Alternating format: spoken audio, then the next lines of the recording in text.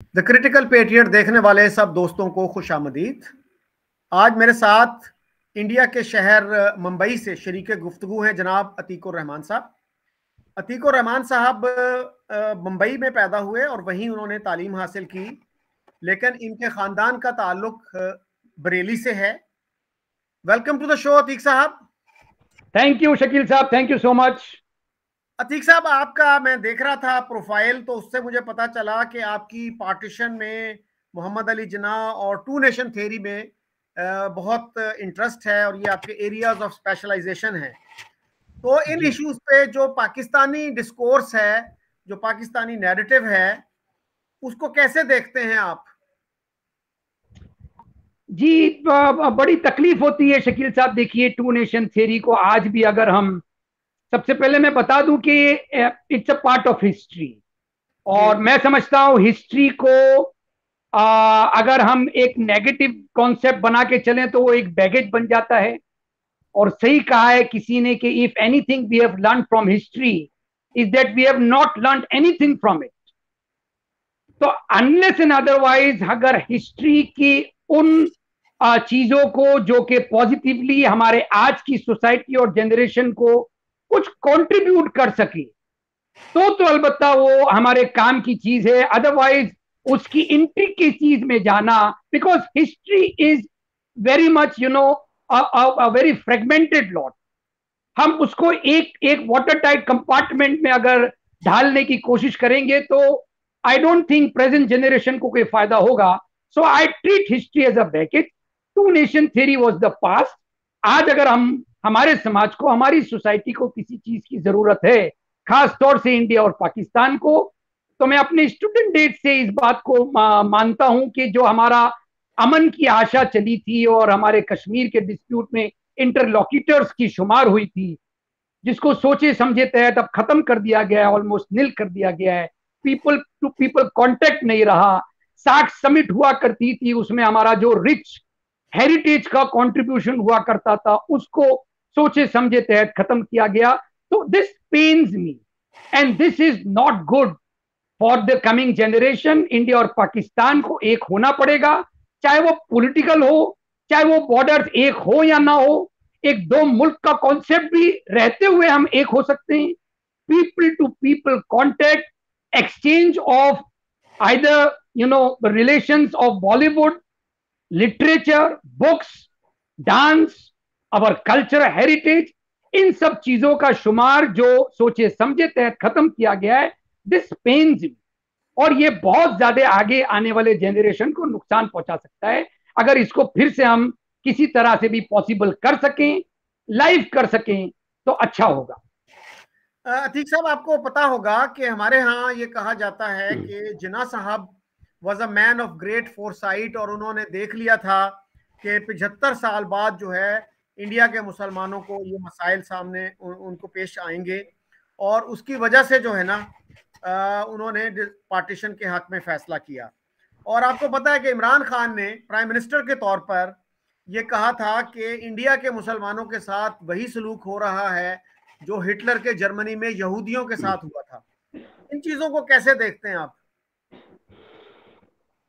देखिए शकील साहब, हम, जो आपने शुरू में बात कही कि जिन्ना साहब वॉज हैविंग अ फोरसाइट, जिन्ना साहब को मैंने बहुत नजदीकी से पढ़ा है। उनकी पूरी लाइफ टाइम्स को मैंने अच्छी तरह से स्टडी किया है। जैसा कि मैंने आपको लिख के भेजा था कि I have worked upon his this on a paper at my university days.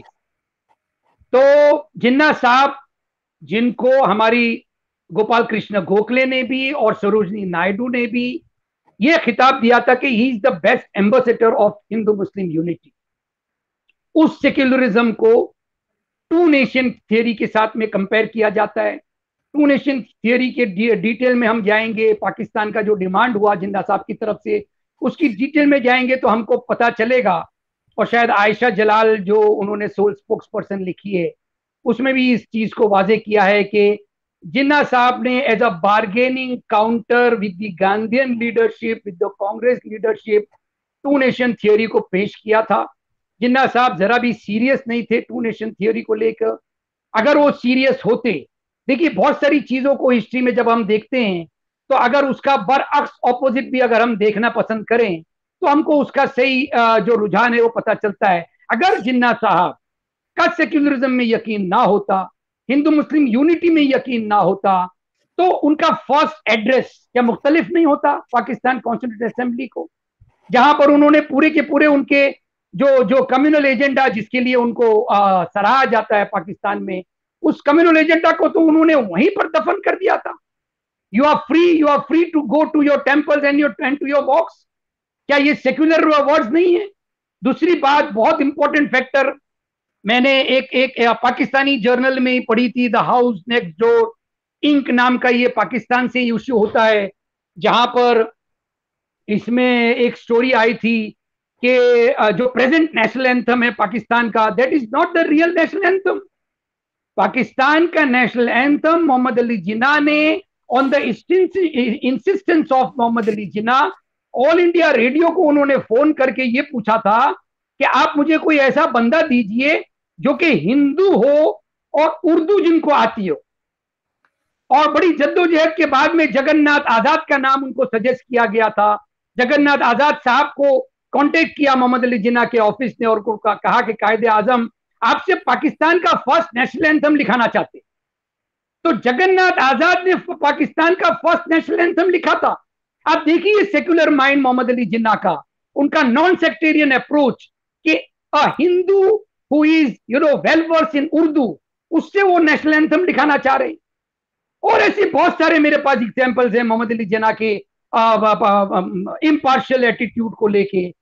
Partition जो हुआ वो एक बहुत बड़ी कॉन्स्पिरेसी थी ब्रिटिश की, और उस कॉन्स्पिरेसी में जवाहरलाल नेहरू भी बह गए, और राम मनोहर लोहिया ने बड़ी अच्छी अपनी किताब के अंदर वाजे किया है इस फैक्ट को कि except the leadership of Mahatma Gandhi, every Indian leader was responsible for partition.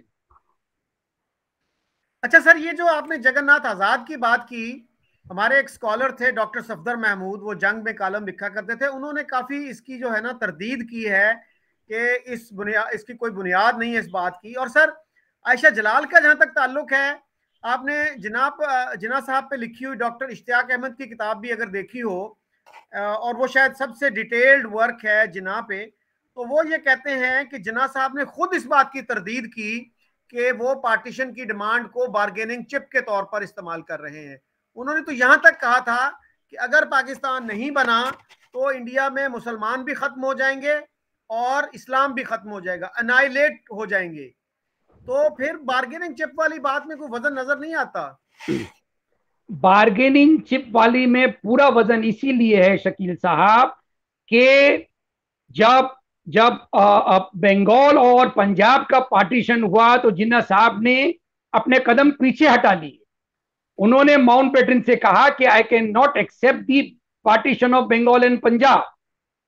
3 June की मीटिंग को अगर आप, बहुत सारे सोर्सेज से मैंने इसका अच्छी तरह से रिसर्च की है इसके ऊपर, 3 जून को जो मीटिंग हुई थी, माउंटबेटन ने कंपेल किया मोहम्मद अली जिन्ना को कि अब हम इतना दूर जा चुके हैं पार्टीशन प्लान पे कि अब वापस जाना नामुमकिन है।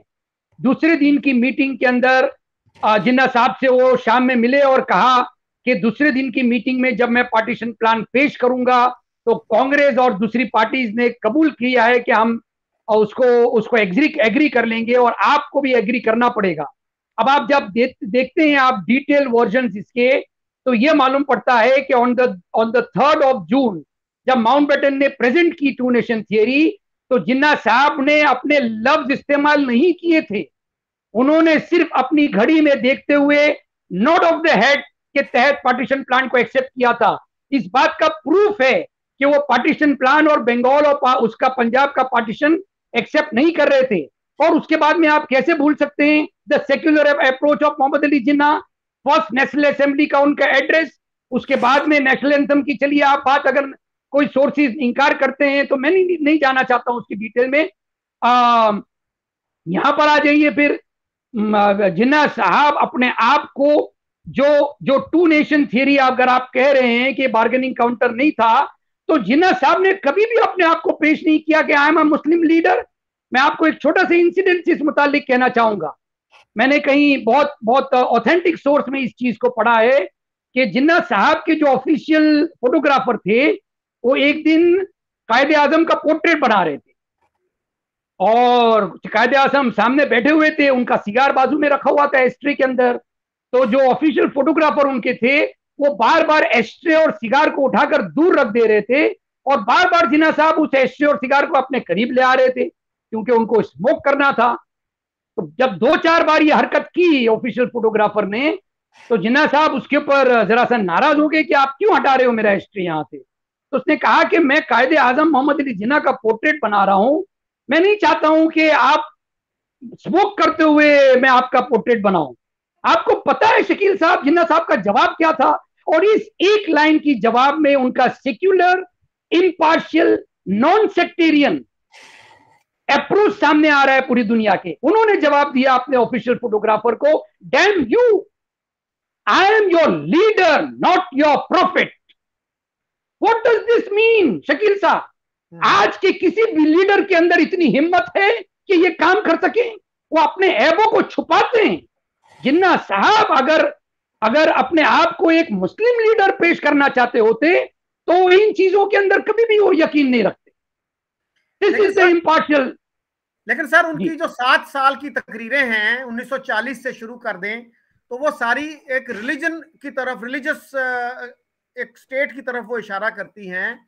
उन्होंने ये कहा जी हमारा आइन तो पहले ही बन चुका है, हमारा आइन जो है वो कुरान है।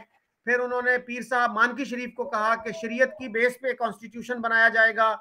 अब ये जो 11 अगस्त की आप स्पीच की बात कर रहे हैं उसके बारे में ये दुरुस्त है कि चौधरी खलीकुज़्ज़मान ने अपनी किताब जो है पाथवे टू पाकिस्तान उसमें लिखा है कि जिन्ना साहब ने दो कौमी नजरिए को खैरबाद कह दिया, he bade farewell to his two nation theory. लेकिन सर अक्टूबर में, उसी साल अक्टूबर में उन्होंने एक इंटरव्यू में ये कहा two nation theory is not a theory, it is a fact. तो वो थ्योरी से भी आगे चले गए। तो इसको कैसे देखते हैं आप? शकील साहब बड़ा डिफिकल्ट क्वेश्चन है। देखिए मैंने कहा कि हिस्ट्री के उन पार्ट्स को जो हमारे प्रेजेंट को कंट्रीब्यूट ना करें, हमको उनको as a bone of contention की तरह फेंक देना चाहिए अपने समाज से। Of course they are part of history, लेकिन ओवरऑल आप अब जब पर्सनैलिटीज को देखोगे और जिन्ना साहब की, क्यों गोपाल कृष्ण गोखले ने, and why can we forget that he was the secretary to Dadabhai Nauroji, who was a member of the House of Commons in Britain.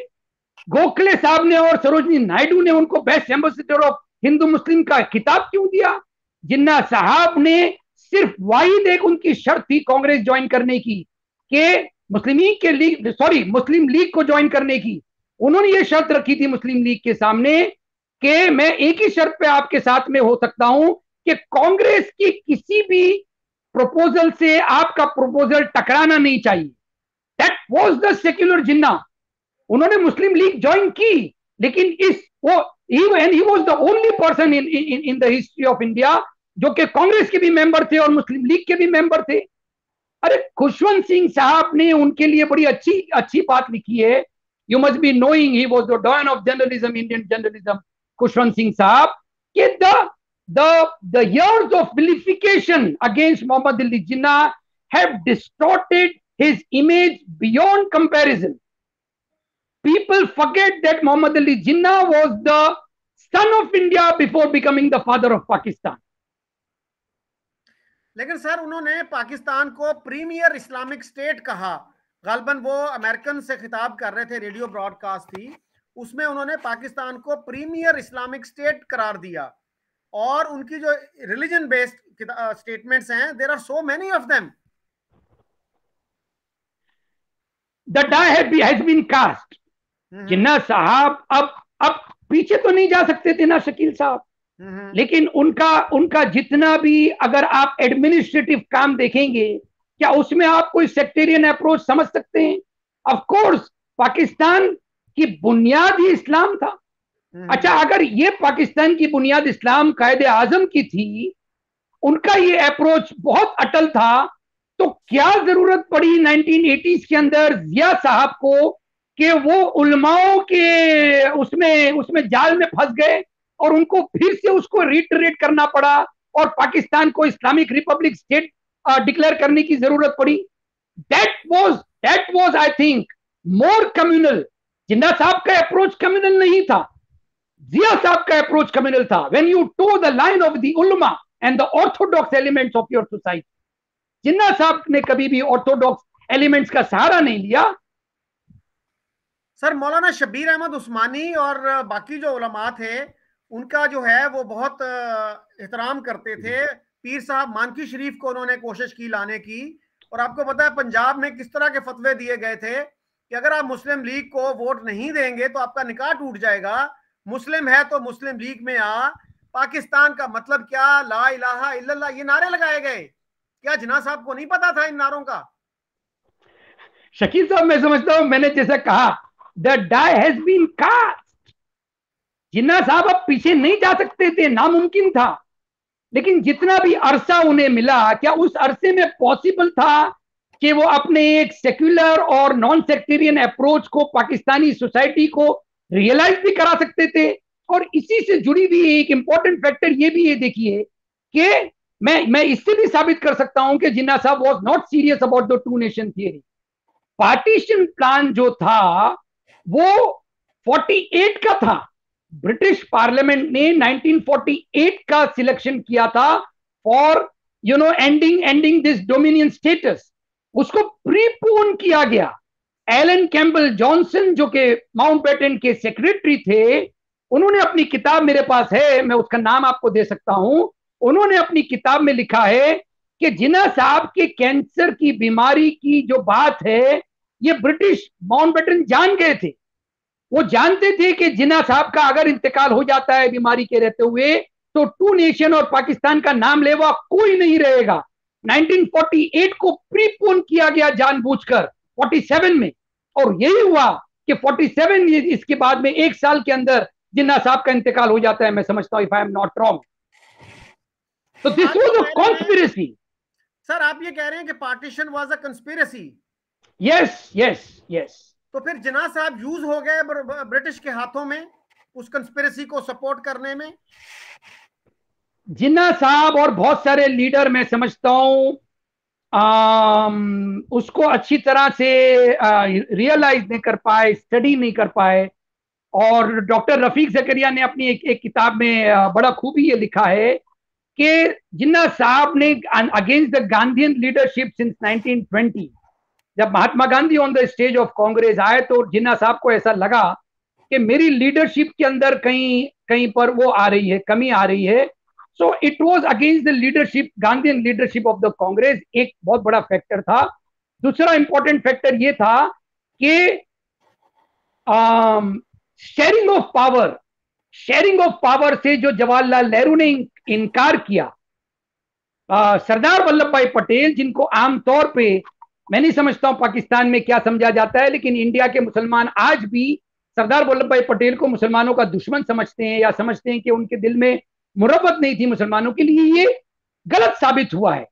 years of history and Sardar Patel का जितना भी हम बायोग्राफीज पढ़ते हैं, ऑटोबायोग्राफीज पढ़ते हैं, उसके बाद में बायोग्राफीज पढ़ते हैं, उसमें ये चीज साबित होती है कि 1916 में जो दिल्ली मुस्लिम प्रपोजल्स आए थे, कांग्रेस वर्किंग कमेटी ने उसको एंडोर्स किया था, एक्सेप्ट किया था। जवाहरलाल नेहरू ने एक कांग्रेस के एक वर्किंग सेशन के अंदर जो उनके सेशन होते थे, उसमें ये कह दिया कि 1960 दिल्ली मुस्लिम प्रपोजल से वो कंपेल नहीं है, हम उनको पूरी तरह से एक्सेप्ट नहीं करते। उस पर मौलाना अबुल कलाम आजाद ने और सरदार वल्लभ भाई पटेल ने कहा था नेहरू साहब से कि आप जिन्ना साहब की पीठ में छुरा भोंक रहे हैं, ये क्या कर। और वहीं से ये टू नेशन थियरी का इम्कान, और जिन्ना साहब को पता चल गया कि Congress is not interested in sharing power, और वहीं से ये टू नेशन थियरी की, मैं समझता हूं, बहुत ही शिद्दत से कोशिश जारी हो गई। अच्छा सर, जहां तक मुझे पता है कि रफीक जकरिया साहब ने भी सरदार पटेल की बायोग्राफी एक लिखी है, और वो इस थीसिस को नहीं मानते कि वो मुसलमानों के दुश्मन थे। अच्छा सर, मुझे एक मुस्लिम लीग के लीडर ने ये बताया, जो उस वक्त एक्टिव थे, कि जवाहरलाल नेहरू ने उनको बुलाया और ये कहा कि भाई क्या आप नहीं समझते कि हम कुछ अरसा इकट्ठे रह के देखें, और अगर हम इकट्ठे नहीं रह सकते तो भाइयों की तरह अलहदा हो जाएं। तो बहरहाल वो कहते हैं जी मुस्लिम लीग ने वो जो था कैबिनेट मिशन प्लान मान लिया, अगरचे उसमें यह था कि पाकिस्तान रिमेन्स अवर अनअल्टरेबल गोल। तो मैं नेहरू पंडित जी के पास गया बड़ा खुशी खुशी कि जी पंडित जी मुबारक हो, मुस्लिम लीग मान गई। तो पंडित जी ने कहा sorry Shaukat, it is too late, Patel नहीं मानता। तो उन्होंने पूछा जी पटेल की क्या रीजनिंग है? तो पंडित जी ने कहा कि वो ये कहते हैं कि मुसलमानों में अलहदगी के जरासीम जो हैं वो इस हद तक फैल गए हैं कि अब अगर इकट्ठा रहा ये मुल्क जो है, दोनों कम्युनिटीज, तो वो एक डिजास्टर होगा, और वो एक ही दफ्तर में जो मुसलमान है वो पाकिस्तान के लिए काम कर रहे होंगे, जो हिंदू हैं वो इंडिया के लिए काम कर रहे होंगे। तो इसलिए कि जिस्म के एक हिस्से को अगर गैंग्रीन हो जाए तो उसे काट फेंकना ही बेहतर होता है, ना कि उसको जबरदस्ती साथ रखा जाए तो पूरा जिस्म मुतासर हो सकता है। तो ये उनकी लॉजिक। तो सर खैर आगे अगर हम बढ़े तो पाकिस्तान में सर ये तासुर है कि इंडिया जो है वो मुसलमानों और इस्लाम का दुश्मन मुल्क है। जैसा कि मैंने पहले भी कोट किया कि इमरान खान ये कहते हैं कि इंडिया में मुसलमानों के साथ वही सलूक हो रहा है जो हिटलर के जर्मनी में यहूदियों के साथ हुआ। और इसी तरह की बात जुल्फकार अली भुट्टो ने 1968 में की थी कि इंडिया में एक्सटर्मिनेशन की कैंपेन, यानी मुसलमानों को खत्म करने की कैंपेन जारी है।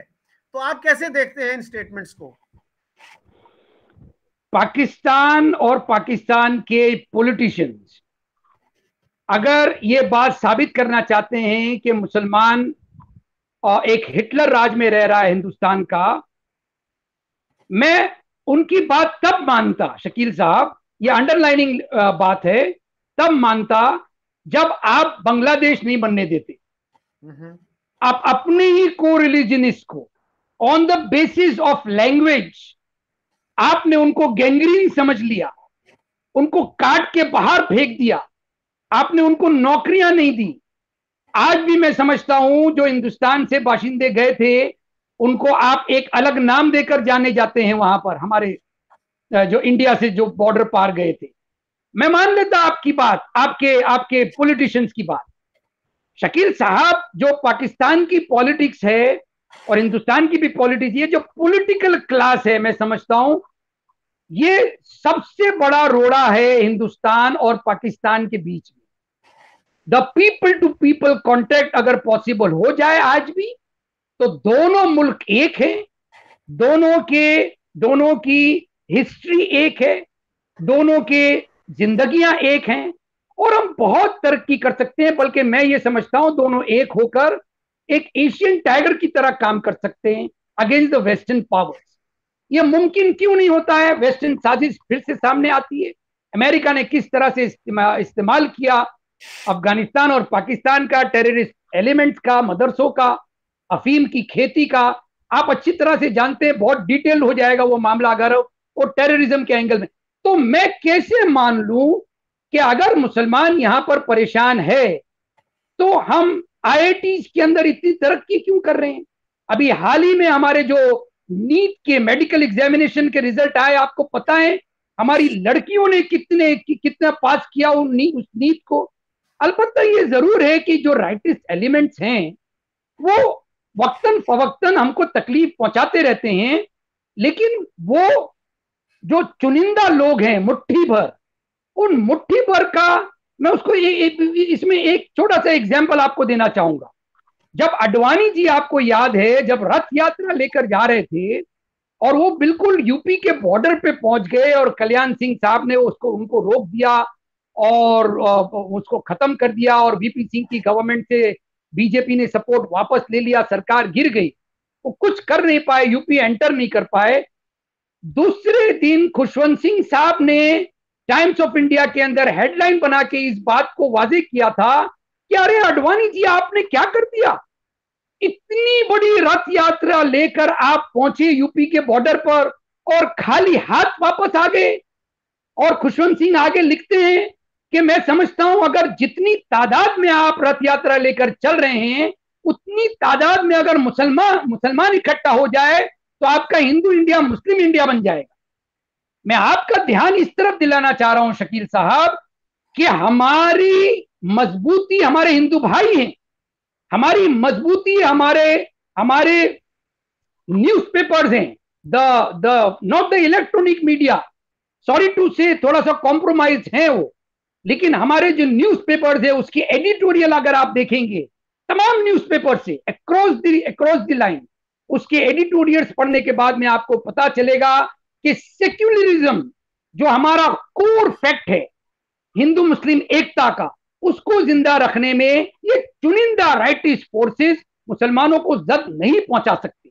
और हमारा संविधान और हमारा बेसिक जो आइडियल है संविधान का प्रियम्बल, उस प्रियम्बल को जिंदा रखने की कोशिश हमारी जारी रहेगी। और ये जो हमारी लड़ाई आरएसएस बीजेपी से है, ये कॉन्स्टिट्यूशनल लड़ाई है शकील साहब।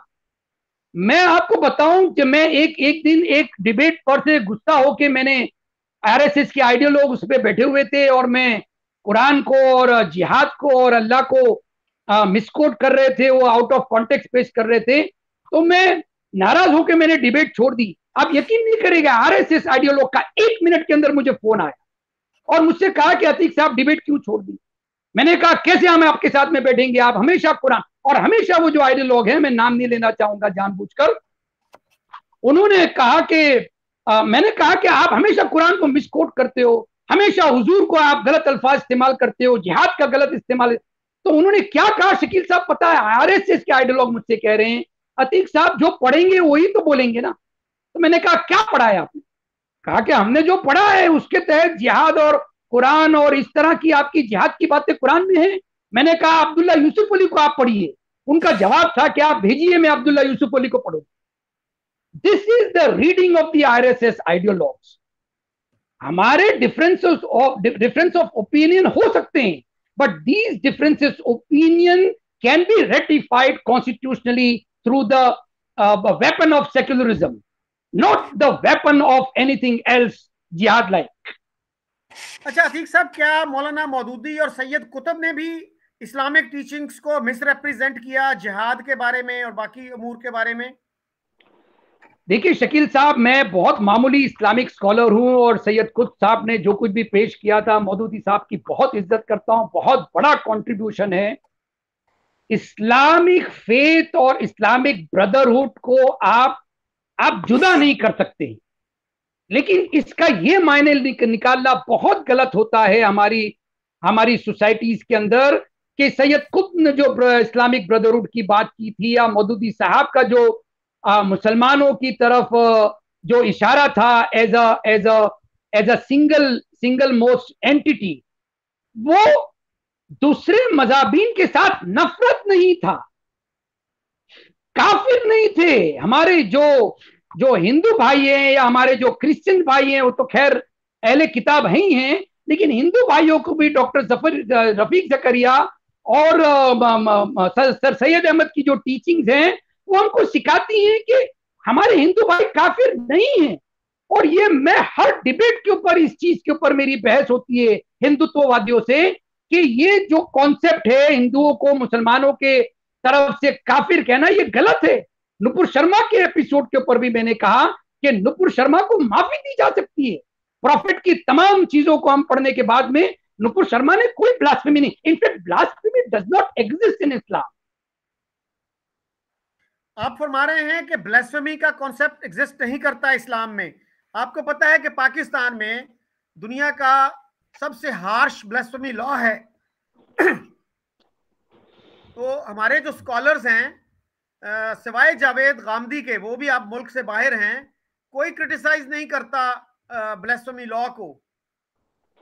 हमारे गामदी साहब ने ये कहा है कि ये ब्लास्फेमी का जो लॉ है पाकिस्तान में, ये कुरान, हदीस और फिकह के खिलाफ है, हनफी फिकह। एग्जैक्टली देखिए, इसमें 2-4 चीजें वाजे करना बहुत जरूरी है। मौलाना अबुल कलाम आजाद को आप जब पढ़ेंगे तो उनका कॉन्सेप्ट भी बिल्कुल मुख्तलिफ है कि भाई हिंदू हजरात को, हमारे हिंदू भाइयों को काफिर नहीं क्या, और काफिर का तो बड़ा डिटेल एक्सप्लेनेशन मौलाना आजाद ने अपनी शायद वॉल्यूम 1 जो तर्जुमा किया है, तर्जुमा अल कुरान में, उसमें उन्होंने वाजे किया है। दूसरी इंपॉर्टेंट बात यहाँ पर यह है कि आपने जिक्र किया, हाँ, कुछ दिनों पहले हिंदुस्तान के अंदर कुछ उलमाओं ने ये पेशकश की थी गवर्नमेंट ऑफ इंडिया से कि क्योंकि हिंदू डेटीज देवी देवता के भी लिए भी बहुत ज्यादा अनाप शनाप बक दिया जाता है, तो ब्लास्फेमी लॉ लाना चाहिए। यहाँ के भी जो हमारे जो लिबरल लिबरल मुस्लिम इंटेलिजेंसिया है, उसने गवर्नमेंट ऑफ इंडिया को एक रिटर्न लेटर, जवाबी लेटर लिख के ये बताया था कि no, we do not need a blasphemy law in India. Hate speech के लिए जो हमारे कानून हैं उनको और सख्त कर दिया जाए तो बेहतर होगा। अदरवाइज जो गामनी साहब मैंने नहीं पढ़ा है, इनको मैं कोशिश करूंगा इनको पढ़ने की, वो बिल्कुल दुरुस्त हैं अपनी अपनी बात पे कि ना कुरान ना कोई हदीस किसी तरह से भी ब्लास्फेमी एस्टेब्लिश नहीं। एक अलबत्ता एक बहुत इंपॉर्टेंट फैक्टर कुरान में जो मेरी रिसर्च बता रही है शकील साहब, वो ये है कि अल्लाह ताला के नजदीक सिर्फ और सिर्फ ब्लास्फेमी तब होती है जब अल्लाह की जात के साथ में किसी और जात को जोड़ा जाए। ला इलाहा इल्लल्लाह, उस जात के साथ में अगर किसी को जोड़ते हैं, that's not acceptable to Allah. उसके बाद में आपको मारने का हुक्म नहीं है शकील साहब, मारने का हुक्म नहीं है, नफरत करने का हुक्म नहीं है। You do not have to create issues with the other community. ये जो आपने फरमाया कि हिंदुओं को काफिर नहीं समझना चाहिए, कहना चाहिए, ये तो अल्लामा इकबाल की भी पोजीशन थी, वो भी हिंदुओं को काफिर नहीं कहते थे। अच्छा सर, मौलाना वहीदुद्दीन खान, उन्होंने भी एक किताब लिखी थी शत्म रसूल का मसला, ब्लास्फेमी पे फ्रॉम अ डिसेंटिंग पर्सपेक्टिव। तो उस किताब पे फौरन पाकिस्तान में बैन लग गया था और शायद कोई जुलूस भी एक दो निकले उनके खिलाफ। और फिर एक किताब लिखी गई जिसमें कहा गया मौलाना वहीदुद्दीन खान एक इस्लाम दुश्मन शख्सियत हैं और शायद कोई ऐसी गाली ना हो जो उस किताब में उनको ना दी गई हो। तो आप कैसे देखते हैं मौलाना वहीदुद्दीन खान को? शकील साहब, किस इस्लामिक स्कॉलर और लिबरल मुसलमान को गाली नहीं पड़ी है? क्या सर सैयद अहमद के खिलाफ फतवे जारी नहीं हुए थे? क्या अल्लामा इकबाल के खिलाफ फतवे जारी नहीं हुए थे ऑर्थोडॉक्सी की तरफ से? उसी तरह से मौलाना वहीदुद्दीन खां, क्योंकि हमारे प्रेजेंट जनरेशन के थे, उन्होंने जो कुछ भी, आप आइए उनको रिफ्यूट करिए ना, आप में अगर ताकत है। लेकिन नुपुर शर्मा के एपिसोड के ऊपर जो हमारे मीडिया में डिबेट्स हुई, बहुत अच्छी डिबेट्स हुई शकील साहब, और मैंने ये पेशकश की थी कि आज इंटरनेट के जमाने में, ट्विटर के जमाने में, फेसबुक सोशल मीडिया के जमाने में, आप अगर इतने टची हो जाएंगे रिलीजियस अपनी फीलिंग्स को लेके, तो आए दिनों हमारा समाज लड़ते रहेगा, आए दिनों नफरतें बढ़ती रहेंगी। हमारे उलमाओं को, हमारे दानिश्वरों को from across the faith, Hindu, मुसलमान, Sikh, Christians, Parsi, from any faith, इन लोगों को टॉलरेंट बनना पड़ेगा, ज्यादा टॉलरेंट करना पड़ेगा, और आपको एक्सेप्ट करना पड़ेगा कि हमारे प्रॉफिट, हमारे देवी देवता, उनके खिलाफ जिसको जो बकना है बकिए। We are well verse to reply to you. जब सलमान रश्दी ने सैटेनिक वर्सेस लिखी शकील साहब, तो डॉक्टर रफीक जकरिया ने उसके एवज में मोहम्मदन कुरान लिखी उसके जवाब में, और दुनिया को बताया कि how Salman Rushdie is wrong in his approach towards the profit. This is the right approach, a book for a book, a poem for a poem, not a weapon, not killing, not hate. अच्छा sir, sir Syed की आपने बात की, आपके इल्म में होगा कि मौलाना अहमद रजा खान बरेलवी ने उनको खबीस मुर्तद यानी ईवल अपोस्टेट करार दिया था। अच्छा सर, ये अभी नूपुर शर्मा के इशू पे आपको पता है कि राजस्थान में एक टेलर था कन्हैया लाल, उसको जून 2022 में उसका उसका गर्दन उसकी काट दी गई, और बहुत से शहरों में, इंडिया के शहरों में मुसलमानों ने जुलूस निकाले कि सर तन से जुदा, सर तन से जुदा। उससे पहले कमलेश तिवाड़ी को 19 में लखनऊ में मारा गया। तो इन चीजों को आप कैसे देखते हैं? क्या इस तरह के जो वाकयात होते हैं उससे फसादात फूटने का खतरा नहीं होता? जी बेशक, ये जितने भी फसाद हुए, किलिंग्स हुई, नुपुर शर्मा के एपिसोड को लेके, प्रॉफिट मोहम्मद के एपिसोड को लेकर, उससे पहले आपने देखा होगा चार्ली हेब्डो के मामले पे भी, और फ्रांस में जो अभी एक कार्टून की कंट्रोवर्सी आई थी, तो फ्रांस के प्रेसिडेंट की, मैक्रोन की हमारे मुसलमानों ने तस्वीरें बनाकर रोड पे चिपका के उसके ऊपर अपने जूतों से उसको रौंदा था।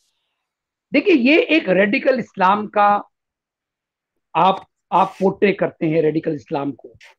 और जिस तरह से आपने अभी कहा ब्लास्फेमी और रेडिकल इन इस्लाम, आप मुसलमानों को कुरान और हदीस को अगर अच्छी तरह से पढ़ने का मौका मिले, प्रॉब्लम ये शकील साहब, बड़े अच्छे दानिश्वरों ने इस चीज को एस्टेब्लिश किया है कि हिंदुस्तान, पाकिस्तान और बांग्लादेश में कुरान को सिर्फ पढ़ा जाता है और वेस्ट में उसको समझा जाता है। कुरान नाजिल तो अलबत्ता हुआ है अरब में, और सिर्फ पढ़ा गया है, पढ़ा गया है, पढ़ा गया है हिंदुस्तान, पाकिस्तान, बांग्लादेश में, लेकिन समझा गया है सिर्फ वेस्ट में। तो हमारे, मैं अपने मुआशरे की भी बात करूंगा कि हमारे जो मुस्लिम ये हैं, रोजमर्रा की जिंदगी में, रोजी रोटी के चक्कर में बहुत सारे और मसरूफियात हैं, इसमें कुरान को समझने की कोशिश करना तो बहुत दूर की बात है। कहीं से कहीं तक सिर्फ हम नमाज पढ़ा करते हैं, हम अल्लाह के नजदीक सिर्फ अपने जाती मफाद के लिए जाना चाहते हैं, अल्लाह को खुश करना चाहते हैं, लेकिन अल्लाह की सही फिलोसफी और उनका जो मैसेज है अल्लाह के मैसेज से हम दूर दूर तक वाकिफ नहीं। जब प्रॉफिट मोहम्मद को अल्लाह ताला ने वार्न किया कि you are just my messenger, you don't have to create enmity, you don't have to pull up arms against the other faiths, prophet Mohammad को इजाजत नहीं दी, तो हम कौन होते हैं हथियार उठाने वाले, या किसी कन्हैया लाल को या किसी कमलेश तिवारी को मारने वाले? अवर रिलीजन शकील साहब does not permit it. Nupur Sharma का जो एपिसोड हुआ था, तमाम मुसलमानों को, और मैं समझता हूं कुछ पाकिस्तान के वीडियोस भी मेरे सामने आए थे, वहां के उलमाओं ने इस चीज को नकारा था कि नुपुर शर्मा ने जो किया वो गलत किया। उन्होंने जिस हदीस का हवाला दिया था वो हदीस आज भी मौजूद है, उन्होंने जो अल्फाज इस्तेमाल किए थे वो अलबत्ता उसके ऊपर हमको कुछ, और शकील साहब मेरा बड़ा अच्छा दूरदर्शन जो हमारा गवर्नमेंट का चैनल है उस पर फेस ऑफ हुआ नुपुर शर्मा के साथ में। मैंने नुपुर शर्मा को समझाया कि आपने आपने क्या किया क्या नहीं किया। नुपुर शर्मा ने बड़े अच्छी तरह से मुझसे पूछा और मुझसे ये जानने की कोशिश की कि मैं आपके सीनियर क्लरिक से मिलना चाहती हूँ, मैं ये जानना चाहती हूँ कि मैं गलत कहाँ हूँ। मैंने उसको मोहम्मद बिन कुरान का हवाला दिया, डॉक्टर रफीक जकरिया की किताब का, सलमान रश्दी का जो रिप्लाई है, मैंने कहा कि आप ये पढ़ें। उन्होंने नाम नोट डाउन किया, मुझसे प्रॉमिस किया कि मैं उस किताब को पढ़ूंगी। मैंने कहा कि जब आप ये पढ़ोगी तो आपको मालूम पड़ेगा कि exactly how prophet Mohammad went into the several marriages, क्या क्या वहां पर सोशल एक्सीजेंसीज थी जब प्रॉफिट मोहम्मद ने शादी की। 9 या 11 शादियों का जो जिक्र आया है, आप पढ़िए। So this is the right approach. Nupur Sharma को माफी दी जा सकती थी अगर मुसलमान, और यहां पर बहुत बड़ा एक मिसिंग एलिमेंट जो है इस्लामिक इंटेलिजेंसिया के अंदर, हिंदुस्तान के अंदर, मैं समझता हूं they are not on one platform by various societal और political reasons, they have to come on one platform. अच्छा सर, ये बताइएगा, मैंने आपको गलबन पहली दफा अर्नब गोस्वामी के प्रोग्राम में देखा, तो आपकी क्या ओपिनियन है उनके बारे में?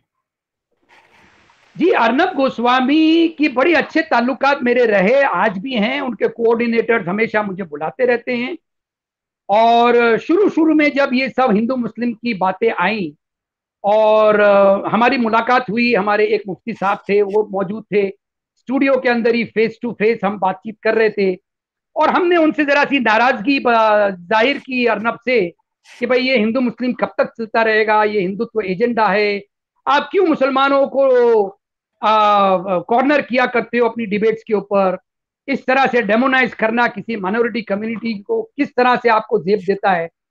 उन्होंने हमसे कहा कि I am giving you a large platform, इस प्लेटफॉर्म का अगर आप इस्तेमाल कर सकते हो तो आप करो, मैं आपको कंपेल नहीं कर रहा हूं कि आप यही लाइन ऑफ अप्रोच लो।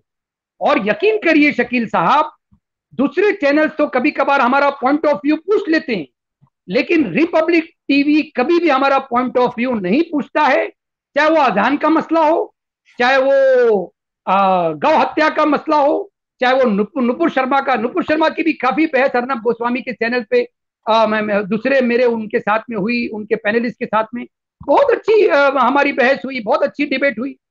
तो what he says that I am giving you a platform, you if you want to take advantage of this platform, और क्योंकि एक मुस्लिम इंटेलिजेंसिया और लिबरल मुसलमानों की ये अप्रोच है टीवी डिबेट्स को लेके कि 70 साल तक जो हमको वोट बैंक की तरह इस्तेमाल किया गया पॉलिटिकल पार्टी की तरफ से, अब हम वोट बैंक बन के काम नहीं करेंगे। अब हम हर वो चीज को इस्तेमाल करेंगे, उस प्लेटफॉर्म को इस्तेमाल करेंगे जहां पर मुसलमानों की बात रखी जा सकती हो, जहां पर कॉन्स्टिट्यूशन और सेक्युलरिज्म की बात रखी जा सकती हो, जहां पर कॉन्स्टिट्यूशन में माइनॉरिटी राइट्स को अपहेल्ड करते हुए आर्टिकल्स को पेश किया जा सकता हो। ये लाइन ऑफ अप्रोच अगर हम लेंगे तो मैं समझता हूं दूर तक हमारी आवाज पहुंचना जरूरी है। और मैं अगर आपको बताऊं कि इससे पहले में हम बातचीत कर रहे थे इस टॉपिक पे, शायद मैं कुछ भूल रहा हूं, एनीवे याद आएगा तो उसको फिर कंटिन्यू करेंगे। अच्छा सर, सेकुलरिज्म की बात करते हैं, उसके बाद मैं इंडिया पाकिस्तान रिलेशन पे एक क्वेश्चन करूंगा बिफोर वी कंक्लूड। अच्छा सर, इंडिया के मुसलमान सेकुलरिज्म को एक अच्छी चीज समझते हैं, इवन जमात इस्लामी हिंद जो है वो भी इसको अच्छी चीज समझती है, लेकिन पाकिस्तान के मुसलमान जो हैं और जमात इस्लामी पाकिस्तान खास तौर पर वो ये समझते हैं कि सेकुलरिज्म से बुरी चीज कोई है ही नहीं मुमकिन में, और ये एक साजिश है मुसलमानों के खिलाफ। तो ये तजाद क्यों है, इतना कंट्राडिक्शन क्यों है? तो पाकिस्तान के जो हजरात शकील साहब ये समझते हैं सेक्युलरिज्म बेहतर चीज नहीं है मुसलमानों के लिए, तो आप तो वही बात कह रहे हैं ना जो आरएसएस कहती है। उनको भी सेक्युलरिज्म पे यकीन नहीं है, वो भी ये कहते हैं कि 1974 में इंदिरा गांधी ने इसको इंसर्ट किया, secularism part of the constitution नहीं था। इसके एवज में हम ये जवाब देते हैं, देखिए सेक्युलरिज्म की अप्रोच को समझना बहुत जरूरी है। क्या वो सेक्युलरिज्म नहीं था जो जिन्ना साहब ने किया as a freedom fighter against the British? क्या वो सेक्युलरिज्म नहीं था जो एम्पियर अकबर ने किया, हिंदू मुसलमान में कोई भेदभाव ना करके? क्या वो सेक्युलरिज्म नहीं था शकील साहब? बहुत इंपॉर्टेंट फैक्टर, हिंदुस्तान के अंदर मुसलमानों के जीने का कोई इम्कान नहीं था अगर हमारे सूफी हजरात इस सेक्युलरिज्म को without describing secularism Hindu Muslim unity को उजागर नहीं रखते। सूफी हजरात ने आखिर क्या किया? वही काम किया ना जो सेक्युलर आज हमारा डिस्क्रिप्शन है डिक्शनरीज के अंदर। हिंदू और मुस्लिम कोई भेदभाव नहीं, रिलीजियस स्क्रिप्चर्स में कोई भेदभाव नहीं, अल्लाह से मोहब्बत, खुदा से मोहब्बत, भगवान से मोहब्बत में कोई भेदभाव नहीं, equal respect to all religion. क्या ये सेक्युलरिज्म नहीं था? और सूफीज्म माइनस मुस्लिम्स का हिंदुस्तान में रहना मैं नहीं समझता हूं पॉसिबल हो पाता। This was the core factor of Sufi secularism, undescribed. कहीं पर कोई वहां पर डिस्क्रिप्शन नहीं था सेक्युलरिज्म का, फिर भी सेक्युलरिज्म। और क्या वो सेक्युलरिज्म इंदर शकील साहब, जब बाबर ने अपने विल में अपने बेटे को जो विल लिखी उसमें लिखा कि अगर आप हिंदुस्तान में बादशाहत करना चाहते हो तो खबरदार आप काउ प्रोटेक्शन आपको देना पड़ेगा, गौ हत्या से आपको परहेज करना पड़ेगा। That was not secularism. So secularism is the core at the Indian context. अच्छा सर, मैंने किसी से पूछा था ये जो बाबर की विल है, उन्होंने कहा कि जी ये तो फेक है, ये तो जेन्युइन नहीं है।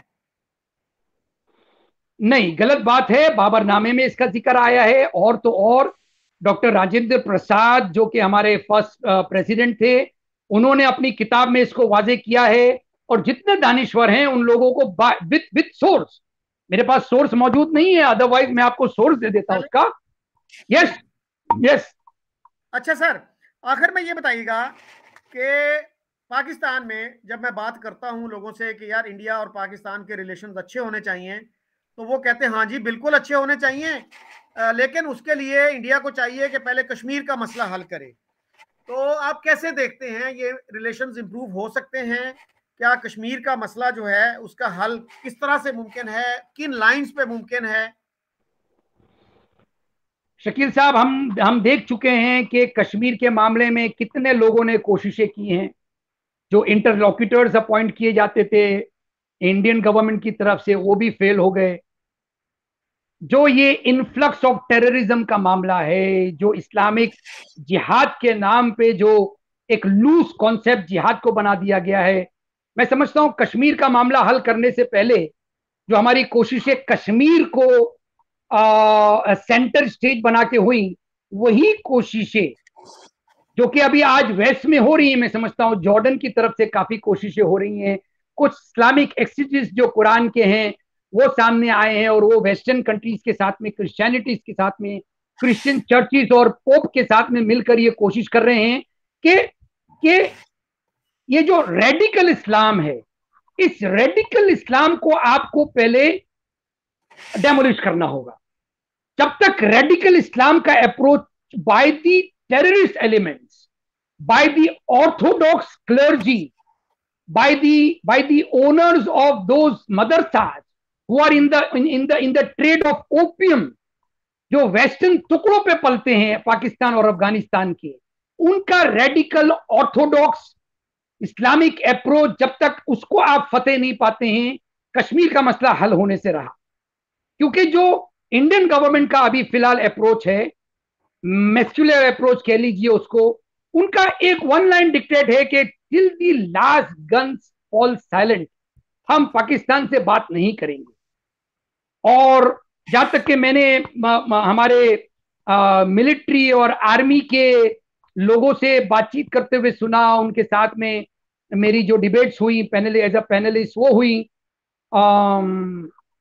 बड़े अच्छे अच्छे नाम हैं उसके अंदर, वो ये कहते हैं कि this is a wrong approach of the Indian government, that they are waiting for the last gun to fall silent. क्योंकि बातचीत का जो मारूफ रजा साहब जो आए दिनों आते हैं, आप जानते होंगे, उनका भी ये अप्रोच है कि इट इज नॉट श्योर कि आप 150 टॉक्स कर चुके हैं तो 151 वाला जो टॉक है वो सक्सेस हो जाएगा, या 200 वाला talk should go on, people to people relation should go on, Bollywood, cricket, हमारे cultural exchanges, SAARC summit, this should go on. Otherwise आप इस तरह से डेडलॉक क्रिएट करके आप उन्हीं टेररिस्ट एलिमेंट्स को बढ़ावा दे रहे हैं जो ये हार्ड लाइन अप्रोच लेते हैं। The hard line approach either from the government side और from the terrorist organization can not be a solution to any problem. अच्छा सर, मारूफ रजा भी हार्ड लाइन के कायल हैं। और दूसरा सर ये बताइएगा कि पाकिस्तान में बहुत से लोग ये कहते हैं कि अटैक जो था वो एक इनसाइड जॉब था, इंडियन गवर्नमेंट ने खुद ही करवाया। आप कैसे देखते हैं इसको? नहीं, कौन सा अटैक? आपकी बात कट गई शकील साहब। मुंबई अटैक जो है, देखिए जो 26/11 की आप जिक्र कर रहे हैं शायद ना, ताज पे जो अटैक हुआ, जी जी, इसके मुतालिक हमारे जैदी साहब ने जो किताब लिखी है, और जो हेमंत करकरे साहब का जो किलिंग, उसके अंदर जो एपिसोड है, वो इस चीज को बखूबी पेश करता है कि this was a pre planned, not across the border एक अटैक हो सकता है। क्योंकि करकरे साहब जो एलिमेंट, जो टेररिज्म का एलिमेंट सामने लाना चाह रहे थे, सेफ्रॉन टेरर का, उसको किसी तरह से बर्दाश्त नहीं किया जा रहा था, और सोचे समझे तहत उनको मारने के लिए, क्योंकि उनके मरने के बाद में इस चीज को कोई आगे बढ़ाने वाला नहीं था। दूसरा, हसन गफूर साहब के ऊपर भी इल्जाम लगाए थे, जो उस वक्त के बॉम्बे के कमिश्नर थे, कि उनका अप्रोच भी जो रेडिकल एलिमेंट्स हैं वो भी सामने लाते हैं। तो ये सारी चीजें इस चीज के ऊपर क्वेश्चन मार्क लगाती हैं। लेकिन देखिए, इसके ऊपर जवाबदेही अगर किसी की बनती है तो मैं समझता हूं पाकिस्तान की बनती है। जब तक आप आपके टेररिस्ट हब्स के ऊपर एक कड़ा रुख ना लेते हैं, तब तक कि आप यूएन को कैसे आप सेटिस्फाई कर पाएंगे कि आपने टेररिज्म पे फतेह पाई है। इंडियन गवर्नमेंट का जो अप्रोच है कश्मीर को लेके, और कश्मीर के लिए जो बयानबाजी आती है फ्रॉम अक्रॉस द बॉर्डर, मैं हमेशा अपने अपने अपने टीवी डिबेट्स के ऊपर पैनलिस्ट से ये कहता हूं कि terrorism with in the Indian borders can not B established by the Hindutva elements unless and until वो बॉर्डर पार जाए। With in the Indian borders मुसलमान को टेररिज्म के घेरे में नहीं लिया जा सकता है। तो सर, क्या आप फिर कहते हैं कि मुंबई अटैक जो था was that an inside job? और हमारे यहाँ तो बहुत से लोग ऐसे कहते हैं अजमल कसाब जो था वो पाकिस्तानी था ही नहीं, तो वो तो इंडियन था या कोई और था, नेपाल से पकड़ा उसको, जो भी किया।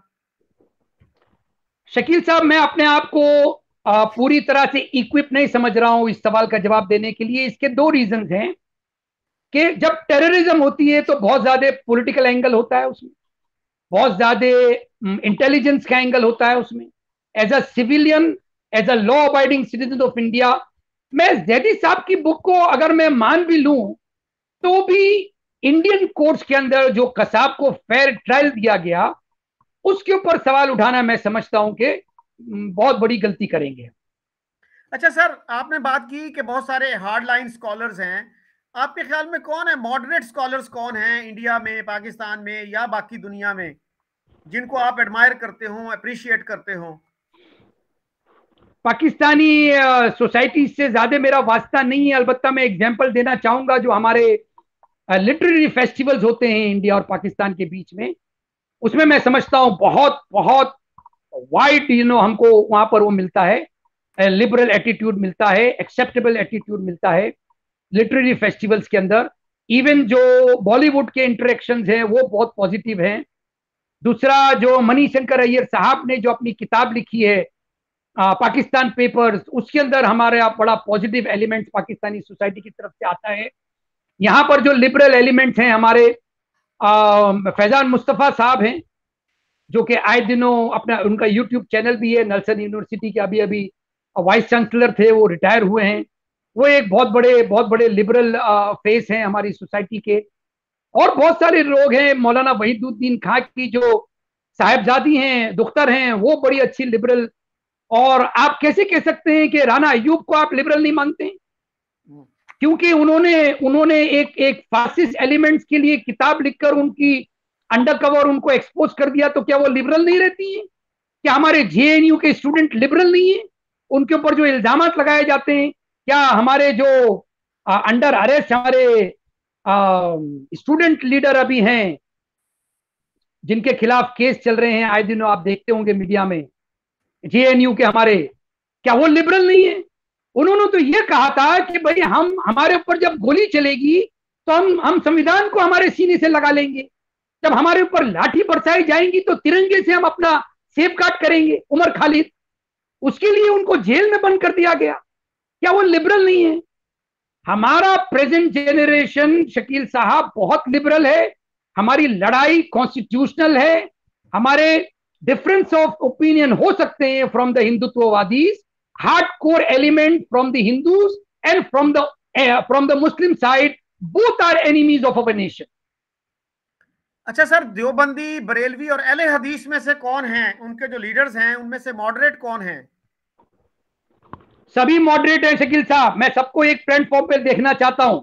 ये पॉलिटिसाइजेशन है जो कभी कभार उनको पेश करता है। देवबंद की तरफ से जितने भी ऑफिशियल स्टेटमेंट आते हैं उसमें कोई रेडिकल अप्रोच नहीं है। बरेलवी जो हमारे हजरात हैं वो इतने बिखरे हुए हैं, मैं खुद बरेलवी से ताल्लुक रखता हूं, आप जानते हैं। उसके बावजूद मैं कहूंगा कि पॉलिटिकल एलिनिएशन के तहत हम बढ़ जाते हैं।